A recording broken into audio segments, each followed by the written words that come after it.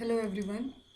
आज हम शुरू करेंगे मिनरल न्यूट्रिशन क्लास 11 से और इसमें हम ये देखने की कोशिश करेंगे कि यूजुअली इस कंटेंट में से क्वेश्चंस कहाँ से पूछे जाते हैं और किस तरीके से पूछे जाते हैं। अगर वो 1 मार्कर 2 मार्कर भी होते हैं रेगुलर एग्जामिनेशंस के लिए वो भी, और ऑब्जेक्टिव टाइप्स हैं अगर कॉम्पिटिटिव एग्जामिनेशंस के लिए वो भी। सबसे पहले हम देखते हैं कि न्यूट्रिएंट्स को 2 कैटेगरी में डिवाइड करा गया है। One is macro nutrient and another is micro nutrient. Macro means ज़्यादा, तो इसका मतलब ये है कि जो न्यूट्रिएंट्स प्लांट्स के द्वारा लार्ज क्वांटिटी में रिक्वायर्ड हैं वो हैं मैक्रो न्यूट्रिएंट्स, और माइक्रो न्यूट्रिएंट्स वो हैं जो लेस क्वांटिटी में रिक्वायर्ड हैं। और अगर इनकी ज़्यादा क्वांटिटी होती है प्लांट के पास में तो वो प्लांट की ग्रोथ के लिए हार्मफुल भी हो सकते हैं। These are required in very very less quantity, these are micro nutrients. मैं आपको एक क्वेश्चन के साथ छोड़ रही हूँ, आप मुझे ये बताएंगे चैप्टर में से पढ़ के कि स्पेसिफिकली क्या कॉन्सेंट्रेशंस हैं जिसमें मैक्रो न्यूट्रिएंट्स की रिक्वायरमेंट होती है या माइक्रो न्यूट्रिएंट्स की रिक्वायरमेंट होती है, और वो कब हार्मफुल होते हैं या कब प्लांट की ग्रोथ है वो रिटार्ड हो जाती है।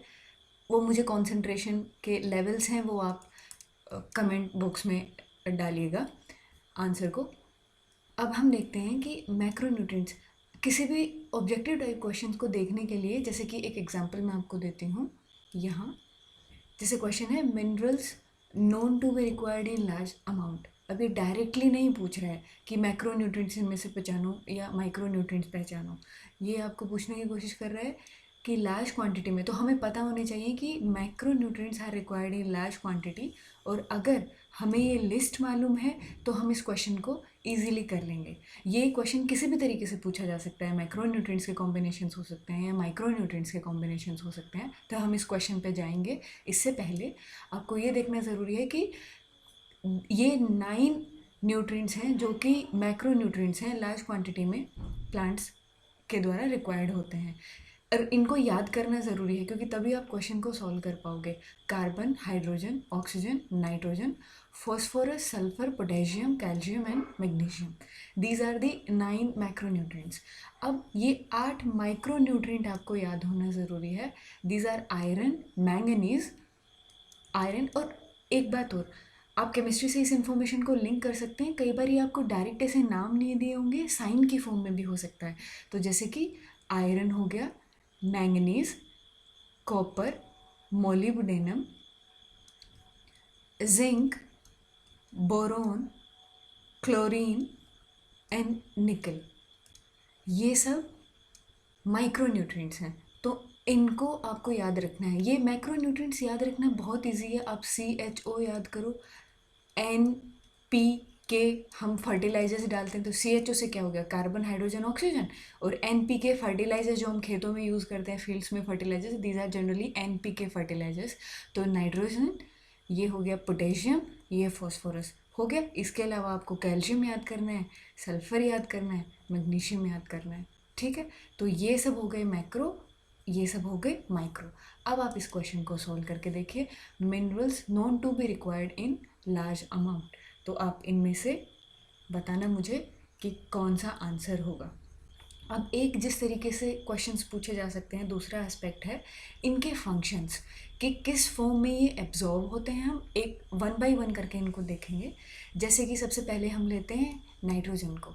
अब देखिए, नाइट्रोजन मेनली नाइट्रेट फॉर्म में एब्जॉर्ब होता है। तो ये आपके क्वेश्चन में ऑप्शन में हो सकता है कि किस फॉर्म में ये एब्जॉर्ब करोगे, नाइट्रोजन की फॉर्म में करोगे या अमोनिया की फॉर्म में करोगे, कैसे करोगे। तो ये जो प्लांट होता है ये नाइट्रेट की फॉर्म में इसको एब्जॉर्ब करता है। ठीक है, but sometimes this is taken into these form, nitrite and ammonium ion as well. ठीक है, और जैसे ये भी एक क्वेश्चन आ सकता है, I have seen this question कहीं पे, कि जनरली जो एक्टिवली डिवाइडिंग सेल्स होती हैं, यानी कि जो मेरिस्टेमेटिक टिश्यूज़ होते हैं, मेरिस्टेमेटिक टिश्यू कौन से होते हैं, जो एक्टिवली डिवाइडिंग, जो जल्दी जल्दी डिवाइड कर रहे होते हैं वो, या मेटाबॉलिकली एक्टिव सेल्स जो होती हैं, उनमें नाइट्रोजन की रिक्वायरमेंट पर्टिकुलरली ज़्यादा होती है। क्यों? क्योंकि nitrogen is a major constituent of the protein, nucleic acid, vitamins and various hormones. ठीक है, तो ये चीज़ें आपको याद रखनी है। अब आते हैं फॉस्फोरस पे। फॉस्फोरस यूजुअली फॉस्फेट आयंस, इनके फॉर्म में ये एब्जॉर्ब होता है। और ये कहाँ कहाँ मिल सकता है हमें, सेल मेम्ब्रेन में, न्यूक्लिक एसिड्स में, प्रोटीन्स में, न्यूक्लियोटाइड्स में, हम बायोमोलिक्यूल्स में डिटेल में देखेंगे न्यूक्लियोटाइड्स क्या हैं, न्यूक्लिक एसिड्स क्या हैं, न्यूक्लियोसाइड्स क्या हैं, ठीक है। जो डीएनए और आरएनए के मेजर कॉन्स्टिट्यूएंट्स हैं वहाँ पे हम देखेंगे, ठीक है। और फॉस्फोरस की रिक्वायरमेंट होती है फॉस्फोराइलेशन रिएक्शंस में। तो अगर ये क्वेश्चन होता है कि कौन से मिनरल एलिमेंट की रिक्वायरमेंट होती है फॉस्फोराइलेशन रिएक्शंस में, फॉस्फोराइलेशन रिएक्शंस मीन्स वो रिएक्शंस जो फॉस्फेट का एडिशन करती हैं।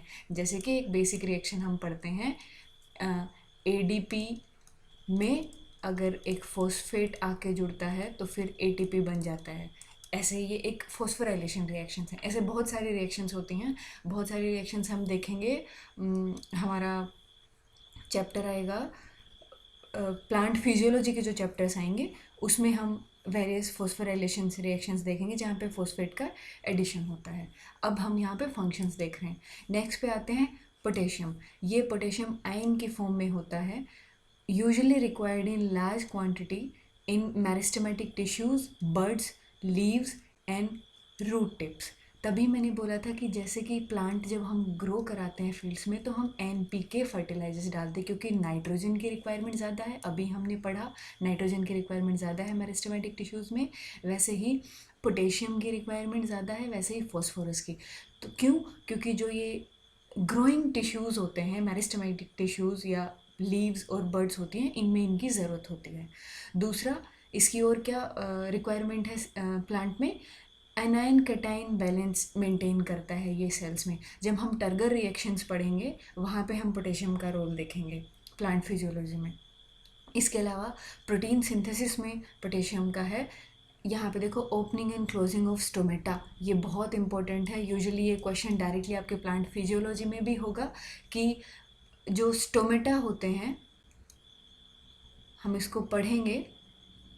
स्टोमेटा की क्लोजिंग और ओपनिंग होती है वो पोटेशियम आइंस पे डिपेंड करती है। कैसे करती है वो डिटेल में हम बाद में पढ़ेंगे, बट ये फंक्शन बहुत इंपॉर्टेंट है, डायरेक्टली क्वेश्चंस में पूछा जा सकता है।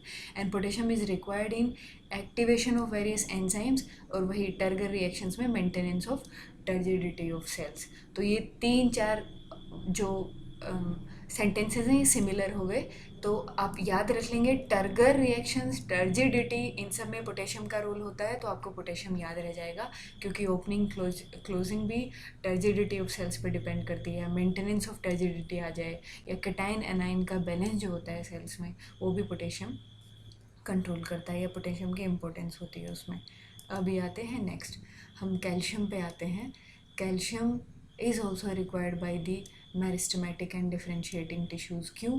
क्योंकि जब प्लांट डिवाइड होगा तो एक सेल से 2 सेल्स बन रही होंगी डिवाइड होकर, तो उसकी सेल वॉल भी बनेगी, प्राइमरी सेल वॉल बनेगी। फिर बाद में अगर प्लांट मेच्योर होगा तो वो बाद की बात है सेकेंडरी सेल वॉल बनेगी। वहाँ पे सेल वॉल में हमें कैल्शियम की ज़रूरत होती है।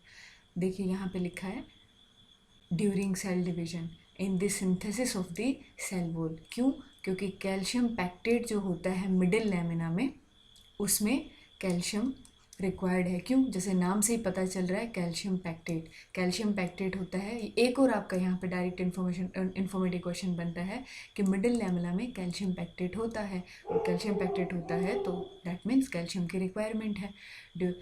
और इसके अलावा एक और फंक्शन है during the formation of mitotic spindles.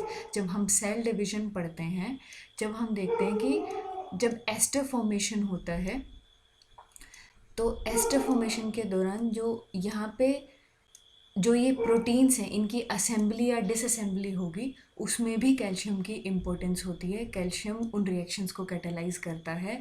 इसको हम सेल डिवीजन वाले चैप्टर्स में डिटेल में पढ़ेंगे। दूसरा कैल्शियम है वो जनरली ओल्डर लीव्स में एक्यूमुलेट हो जाता है, ठीक है, सेल मेम्ब्रेन की नॉर्मल फंक्शनिंग में। और दूसरा रेगुलेट वेरियस मेटाबॉलिक एक्टिविटीज़ को रेगुलेट करने में। इसमें आपको यहाँ पे याद करने लायक स्पेसिफिक इसमें जो कैल्शियम में है वो है ये चीज़ें, मिडिल लैमिना में, सेल डिवीजन में, माइटोटिक स्पिंडल के फॉर्मेशन में, सेल वॉल फॉर्मेशन में। ये सब यहाँ से एक जनरल इजी क्वेश्चन बनता है, डायरेक्ट क्वेश्चन बनता है जो हमें याद रखना है। इसके बाद हम आते हैं मैग्नीशियम पे। मैग्नीशियम की कहाँ रिक्वायरमेंट है? इसमें एक इम्पॉर्टेंट एस्पेक्ट है, वो ये है कि इसकी रिक्वायरमेंट होती है रिंग स्ट्रक्चर ऑफ क्लोरोफिल। जो क्लोरोफिल में जो सेंट्रल एलिमेंट होता है वो मैग्नीशियम होता है, Mg2+। ये सेंट्रल एलिमेंट होता है, तो ये याद रखिएगा प्लीज़। दूसरा, help to maintain the ribosome structure. Ribosome जो होते हैं 80S एंड 70S, ये हम पढ़ेंगे राइबोसोम की स्ट्रक्चर को डिटेल में जब हम सेल की स्ट्रक्चर पढ़ेंगे, सेल ऑर्गेनल्स पढ़ेंगे वहाँ पे। और दोनों टाइप के राइबोसोम में एक मेजर यूनिट होती है और एक माइनर यूनिट होती है, दैट मीन्स लार्ज यूनिट और स्मॉल यूनिट। इनकी स्ट्रक्चर को मेंटेन करने में भी मैग्नीशियम इम्पोर्टेंट होता है। तो आप स्पेसिफिकली यहाँ पे ये 3 फंक्शंस याद रखेंगे आपके एग्जामिनेशंस के उसके एस्पेक्ट से। राइबोसोम स्ट्रक्चर की मेंटेनेंस में रिंग स्ट्रक्चर ऑफ क्लोरोफिल का कॉन्स्टिट्यूएंट ये होता है। दूसरा, synthesis of DNA and RNA में मैग्नीशियम का रोल होता है। इसके बाद में आते हैं हम सल्फ़र पे। सल्फ़र का क्या रोल है? सल्फ़र एक मेजर कॉन्स्टिट्यूएंट है 2 amino acids cysteine and methionine का। बायोमोलिक्यूल्स हम पढ़ेंगे तब हमें पता होना चाहिए कि कौन से अमीनो एसिड, जो हम 20 टाइप्स के अमीनो एसिड्स पढ़ते हैं, हमें पता होना चाहिए कि कौन से एरोमेटिक अमीनो एसिड्स हैं, कौन से अमीनो एसिड्स में सल्फ़र प्रेजेंट होता है। तो यहीं पे एक और क्वेश्चन हम कर लेते हैं कि सिस्टीन एंड मिथ्योनिन में ये जो 2 अमीनो एसिड्स हैं इनमें सल्फ़र प्रेजेंट होता है। इसके अलावा ये मेन कॉन्स्टिट्यूएंट है ऑफ सेवरल कोएंजाइम्स और वाइटामिन्स, जैसे कि थायमिन का बायोटीन कोएंजाइम ए। ये आपको याद करना पड़ेगा यहाँ पे कि थायमिन के लिए बायोटीन में, कोएंजाइम ए में एंड फेराडॉक्सिन में सल्फ़र बहुत ज़्यादा इम्पोर्टेंट है। फेराडॉक्सिन के बारे में हम प्लांट फिजियोलॉजी में फिर से जानेंगे, ठीक है, क्योंकि हमें नाइट्रोजनस एंजाइम के बारे में पढ़ना होगा, वहाँ पे आपको इसके बारे में मैं बताऊँगी, ठीक है। तो ये आप याद रखेंगे सल्फ़र का रोल कहाँ कहाँ पे है प्लांट में, तो स्पेसिफिकली ये लास्ट के 2 पॉइंट्स आप याद रखेंगे। इसके बाद हम आते हैं ये माइनर जो माइक्रोन्यूट्रिएंट्स हैं, अब उनका हम रोल देखते हैं। आयरन का देखिए, ये फेरिक आयंस की फॉर्म में Fe3+ की फॉर्म में ज़्यादा है, वो एब्जॉर्ब होता है। ये दूसरे माइक्रोन्यूट्रिएंट्स के कंपैरिजन में लार्ज क्वांटिटी में रिक्वायर्ड होता है and this is a constituent of proteins involved in the transfer of electrons from ferredoxin and cytochrome. जब हम पढ़ेंगे जब हम रेस्पिरेशन पढ़ेंगे और इसके अलावा जब हम फोटोसिंथेसिस चैप्टर पढ़ेंगे, वहाँ पे हम फेराडॉक्सिन और साइटोक्रोम्स के बारे में पढ़ेंगे कि कैसे एटीपी का फॉर्मेशन होता है। वहाँ पे हमें पता चलेगा कि जो फेराडॉक्सिन और साइटोक्रोम्स होते हैं उनमें आयरन का इम्पोर्टेंट रोल होता है, क्योंकि वहाँ पे बहुत सारे आयरन सल्फर प्रोटीन्स होते हैं। इसके अलावा ये बहुत इम्पोर्टेंट है, ये कैटालेज एंजाइम को एक्टिवेट करता है, तो प्लीज़ डू रिमेंबर इट। ये कैटालेज एंजाइम को एक्टिवेट करता है कौन? आयरन। ये एक डायरेक्ट क्वेश्चन बनता है, तो आप इसको याद रखेंगे। इसके अलावा essential for the formation of chlorophyll, iron chlorophyll के फॉर्मेशन में भी बहुत ज़्यादा इम्पोर्टेंट है, ठीक है।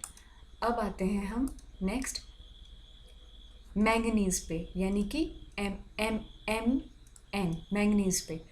इसको याद रखिए आप, very very very important, it is most important in splitting of water to liberate oxygen during photosynthesis। Photosynthesis में एक बहुत ही ज़्यादा इम्पॉर्टेंट रिएक्शन होती है स्प्लिटिंग ऑफ वाटर मॉलिक्यूल। वहाँ पे जो वाटर स्प्लिटिंग एंजाइम होता है, वहाँ उसका मेजर कॉन्स्टिट्यूएंट होता है वो मैंगनीज होता है, तो आप मैंगनीज को याद रखेंगे, ये एक इसका इम्पोर्टेंट रोल है, एक फंक्शन आप यहाँ पे पढ़ सकते हैं। अब आते हैं जिंक पे। Please do remember, it activates various enzymes, especially carboxylase, carboxypeptidase. ये आपके नीट एग्जामिनेशन में डायरेक्टली एक बार पूछा हुआ था जिंक का रोल, क्योंकि कार्बोक्सीपेप्टाइडेज है, ये एक जिंक मेटेलोप्रोटीन है, एक ऐसा प्रोटीन है जिसमें जिंक एलिमेंट या जिंक मेटल रिक्वायर्ड होता है। तो कार्बोक्सिलेज एंड कार्बोक्सीपेप्टाइडेज में जिंक रिक्वायर्ड है। इसके बाद है कॉपर माइक्रोन्यूट्रिएंट है, वो क्यूप्रिक आयन की फॉर्म में एब्जॉर्ब होता है। ओवरऑल मेटाबॉलिज्म में तो हर ही जो मिनरल न्यूट्रिएंट है वो रिक्वायर्ड है, बट स्पेसिफिक है एग्जाम पॉइंट ऑफ व्यू से, वो मैं हाईलाइट करने की कोशिश कर रही हूँ. And like iron, it is associated with certain enzymes involve in redox reactions. इसके बाद आता है बोरोन. बोरोन का आप स्पेसिफिकली यहाँ पे ये रोल याद रखेंगे, पोलन जर्मिनेशन, सेल इलोंगेशन. जब सेल डिवीजन के बाद में जब सेल इलोंगेट होती है उस दौरान, और जब पोलन ट्यूब जर्मिनेट होती है, तो पोलन जर्मिनेशन में इसके अलावा कार्बोहाइड्रेट ट्रांसलोकेशन, इन रिएक्शंस में बोरोन की रिक्वायरमेंट होती है. इसके अलावा boron is also required for the uptake and utilisation of the calcium, क्योंकि बहुत सारे न्यूट्रिएंट्स ऐसे होते हैं जो दूसरे न्यूट्रिएंट्स के अपटेक में हेल्प करते हैं. तो अगर बोरोन की डेफिशिएंसी हो जाती है तो कैल्शियम की भी डेफिशिएंसी हो जाएगी. क्यों? क्योंकि अगर बोरोन कम होगा तो कैल्शियम का अपटेक है और यूटिलाइजेशन है वो भी कहीं पे हैम्पर होगा. अब आता है मोलिब्डेनम. ये मोलिब्डेट आयन, ये ज़्यादा इंपॉर्टेंट नहीं है किस फॉर्म में एब्जॉर्ब होता है, ये इम्पोर्टेंट है. It is a component of several enzymes including nitrogenase and nitrate reductase. Nitrogen metabolism में हम इनको पढ़ेंगे, nitrogenase enzyme and nitrate reductase. वहाँ पे मोलिब्डेनम का बहुत इंपॉर्टेंट रोल है. उसके बाद आता है chlorine. Chlorine with sodium and potassium helps in determining the solute concentration and anion cation balance in the cells, and it is essential for water splitting reactions in photosynthesis. ये भी important है, but usually जब ये question आता है water splitting का तो उसमें मैंगनीज का रोल होता है. ये हमने देख लिया. इसके बाद हम आगे का कवर करेंगे. इस वीडियो को यहीं पे करते हैं, अगर आपकी यहीं पे एंड करते हैं. अगर इसके अलावा आपकी कुछ अलग रिक्वायरमेंट होती है, कोई टॉपिक हमें कवर करना है, तो please do let me know. मैं आपके कमेंट्स को देख के उस टॉपिक को कवर करूँगी. Thank you so much. Have a nice day.